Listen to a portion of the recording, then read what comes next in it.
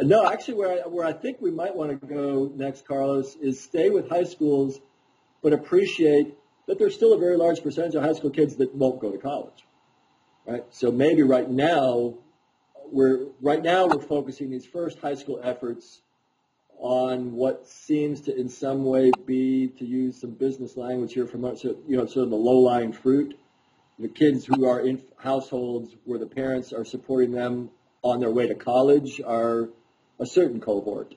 But then there's another really important cohort of kids who are growing up in households that maybe aren't as determined for their kids to go to college. Maybe there's other factors that are going to prevent these kids from going to college. Well, I'm a populist. I mean, I just can't get away from that. I was born, as I said, in Illinois. I'm down here in North Carolina now, but I was born in Illinois, and as a schoolboy, Abraham Lincoln's language about of the people, by the people, for the people, that wasn't just something I learned for a test. I mean, that somehow got deep into my heart when I read those words from the Gettysburg Address. And so yes, now let's first focus on high school kids who are maybe on more of a path, on more of a track of success and accomplishment. And then right after that, as soon as we've learned what we can learn about how to serve these high school kids, how much of that will translate into us coming up with appropriate ways to serve high school kids who are maybe often categorized as underachievers, those who aren't, who are happy to graduate from high school. We have an early idea about that. We have a little constellation of creative populist superheroes that we're beginning to develop, with the notion that some students will see something that looks like a book filled with content and be interested and out of curiosity give it a try. Others will immediately declare, well, no, it's another book to read, and I'm not interested in reading another book. That might be a little bit more interested in trying out some of these ideas if we made them available in a graphic novel or a comic book. So that's something else that we're thinking about for down the road. That's interesting. That's very creative, too. And you keep referring to a we. I know that you're a populist, but who's helping you along these lines? What is the little army that you have behind you here? Yeah, it's awesome. It's really fun. It's a group of people. Here we are in Durham, North Carolina. That's where Duke University is. If folks don't know that, it's Durham, North Carolina. And Durham was in bad shape when we moved down here 32 years ago. It had been a tobacco town. It was all these beautiful brick buildings in Durham that were tobacco warehouses were lying empty. It was a depressed community, but slowly and surely the people of Durham have turned Durham into what it now can support the title as the most creative city in the United States, as measured by, back to those 12 creative industries, a higher percentage of Durham workers are working in creative industries than in any other city. So here I am in Durham in this hotbed with just creative and entrepreneurial people all around, many of whom understand the importance of giving back, many of whom who are perhaps not committed to give their whole life to serving this message and these kids like I am, but are quite determined to provide a lot of support, to invest a lot of their time in it. So I'm getting the part-time efforts, the volunteer efforts of writers, of videographers. When you see our Kickstarter campaign, you'll see a really nice 2.5-minute video that was produced by a local professional videographer.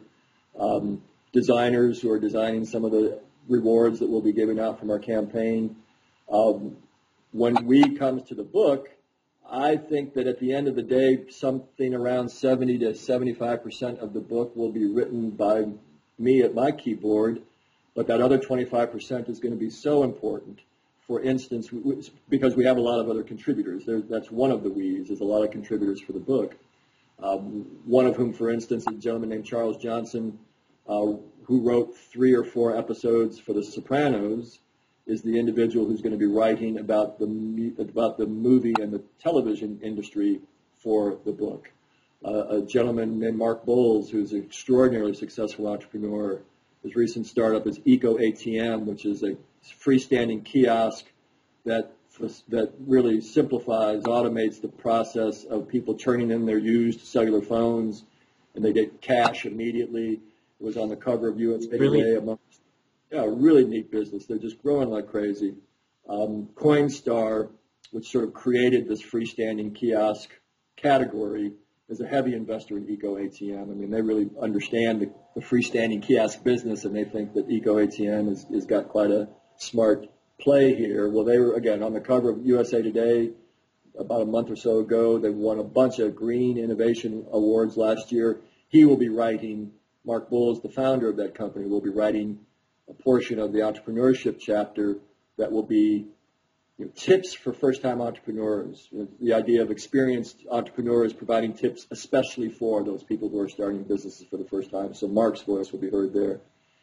I know that from experience with students that while gray-haired old guys like me sometimes can offer some useful wisdom for them, they really love hearing from their peers, from their own generation. And so in my classes, instead of just bringing in experienced entrepreneurs and experienced creative professionals like I have for years, recently I've begun bringing in more and more 22, 23, 24-year-old speakers, and I'm learning, wow, my students appreciate that maybe even more. Right? The relevance of a story from somebody who's just a half a step ahead of you has got some practical value. And so in the book, there will be a lot of stories written by college students or recent college grads that will sort of fit the theme of what would I tell my 16-year-old self today to help me get the most creative and entrepreneurial benefit from my college experience. So there's some of the weeds as well. So contributors to the book, a lot of creative professionals who are